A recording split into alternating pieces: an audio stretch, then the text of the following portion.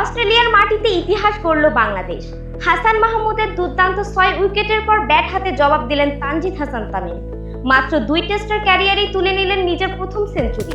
আর এই শতক গড়েছে নতুন ইতিহাস। অস্ট্রেলিয়ার মাটিতে টেস্টে সেঞ্চুরি করা প্রথম বাংলাদেশি ব্যাটার এখন তানজিদ হাসান।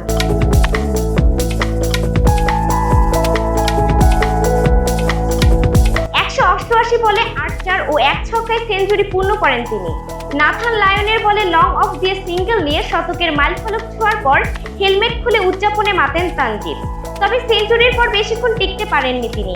101 রানে নাথান লায়নের বলে লং অফ মিচেল স্টার্কের হাতে ক্যাচ দিয়ে সাজঘরে ফেরেন তানজিদ।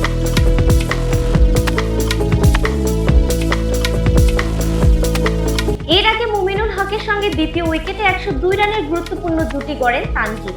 মুমিনুল থামেন 49 রানে। অন্যদিকে তানজিদের বিদায়ের আগে অধিনায়ক নাজমুল হোসেন শান্ত তুলে নিয়েছেন 50।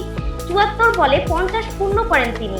অস্ট্রেলিয়াকে মাত্র 198 রানে অল আউট করার পর বাংলাদেশের ব্যাটাররাও দারুণ জবাব দিচ্ছেন।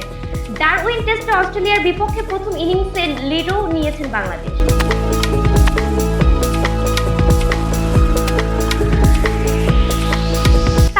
ঐতিহাসিক সেঞ্চুরি আর হাসান মাহমুদের 6 উইকেট সব মিলিয়ে ডারউইন টেস্টের নিয়ন্ত্রণ এখন বাংলাদেশের হাতেই।